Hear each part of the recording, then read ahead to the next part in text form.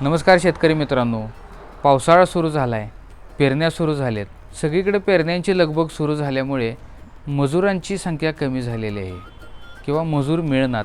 असं जर झालं असेल तर आमच्याकडे विविध प्रकारची यंत्रसामुग्री झालेली आहे.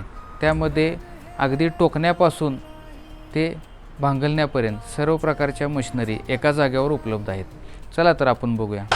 हे आहे टोकण्याची मशीन. ह्याच्यात टोकन पण करता येतं आणि फर्टिलायझर पण हे मशीन पेरतं. पिकाबरोबरच तण पण उगवून येणार. तर ह्या तणाचा बंदोबस्त करण्यासाठी आपल्या मॉलमध्ये बरेच अवजारे उपलब्ध आहेत. आपलं क्षेत्र जर लहान असेल तर कोळपणी तसेच खुरपणीसाठी अगदी खुरपी किंवा छोटी कोळपी अशी यंत्रसामग्री वापरली जाते.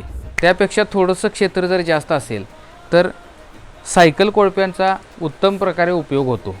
कोळप्यापेक्षाही मेहनत कमी करायची असेल तर ब्रश कटर एक चांगला पर्याय आहे. ब्रश कटरमध्ये हातातला ब्रश कटर तसेच पाठीवर इंजिन घेऊन चालणारा ब्रश कटर, ज्याला आपण बॅकपॅक ब्रश कटर म्हणतो, तसेच ट्रॉली टाईपचा ब्रश कटरही आपल्याकडे उपलब्ध आहे. तर ह्या ब्रश कटरमध्ये आपण 3 ते 4 प्रकारची ब्लेड्स त्याच्याबरोबरच येतात. शिवाय इतरही ब्लेड्स आपण लावू शकतो. जसं की हे वखरणीसाठी किंवा उकरण्यासाठी हे ब्लेड लागतं.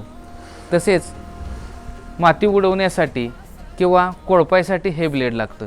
तर अशा प्रकारची विविध ब्लेड्स आपल्याकडे हजर स्टॉकमध्ये उपलब्ध आहेत.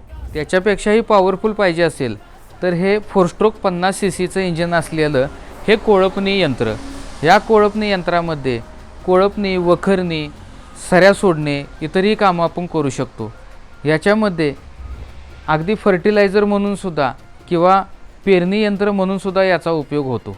म्हणजेच मशीन एक आणि कामे अनेक. आत्ता आपण पाहिलेल्या मशिनरीज किंवा अवजारे यांची जर आपल्याला माहिती पाहिजे असल्यास किंवा खरेदी करायची असल्यास स्क्रीनवर दिलेल्या आमच्या नंबरशी संपर्क साधा.